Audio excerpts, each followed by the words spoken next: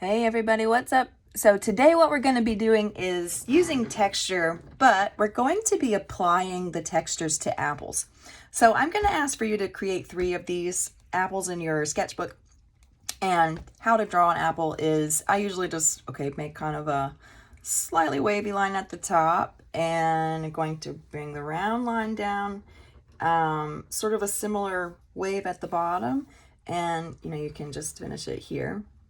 Your apples don't need to be perfect, but I thought it would be cool to just sort of see how, when we apply different textures to this thing that we recognize, how it behaves, how it responds. Apples are going to respond, or they sort of have something called contour lines. You can use contour lines with them. And a contour line shows the shape of the surface. And so, like, for example, if I have both of these things, they are in fact circles. However, when I draw lines kind of going outward or along them, they show more of the shape of, like, okay, this is no longer a circle, it's actually a sphere because it looks dimensional. We're going to be using lines kind of following these motions in the apples because they are round.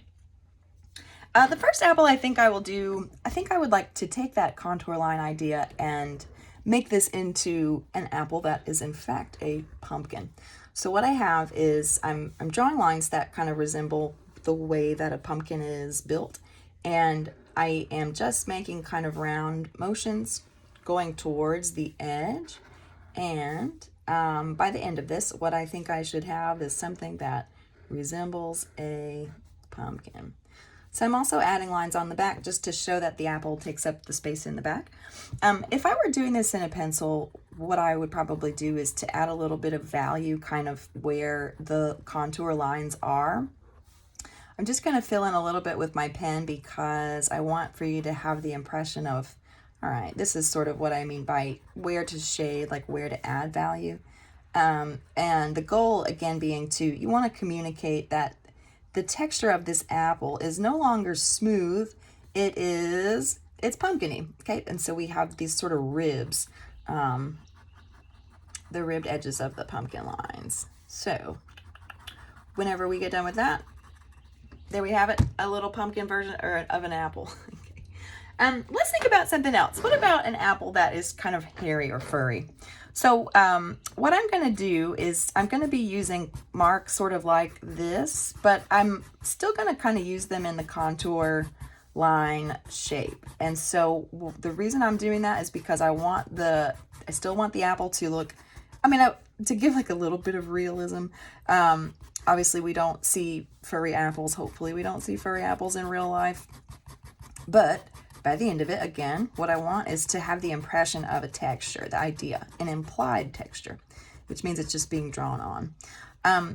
Okay, so yes, as you can see, I'm just filling in the fur or the hair on the apples, and I'm making the same type of mark over and over and over again. I'm just sort of pretending like, all right, I'm just drawing one strand of hair or one strand of fur at the same time.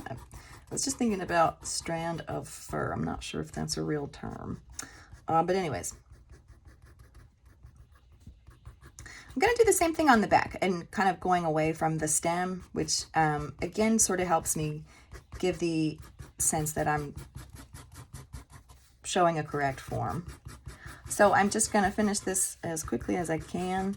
When you all are doing this, one thing I'll say is, like, don't be too worried about going outside of the lines of the apple, just because I think normally when things are furry, they do kind of go outside of the edge. So that being to say, like, my goal for you for today is to just practice actually drawing textures. All right. Eventually this will be finished.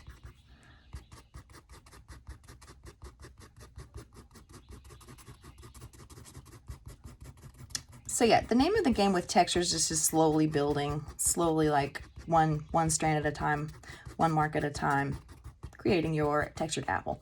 If you like, you can fill in the stem if that is preferable to you. But anyways, here we go with our furry apple. I want to now look at this last pumpkin, and to create it sort of with the impression of water. With water, what I normally do is just to create sort of slightly wavy lines.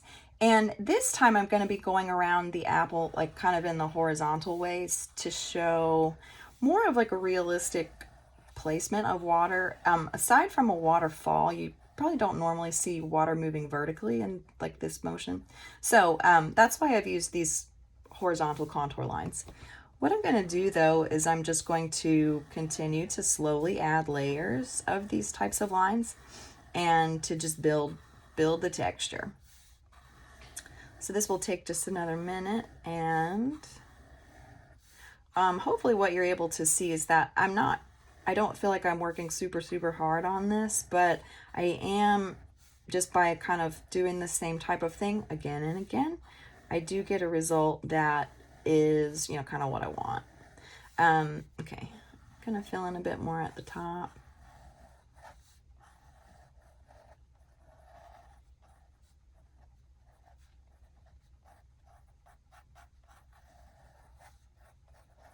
If this looks like a ripple, then that is successful because it looks like all my lines are kind of starting from the stem.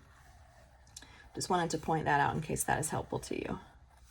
Alrighty, got some more waves coming in, and there we go.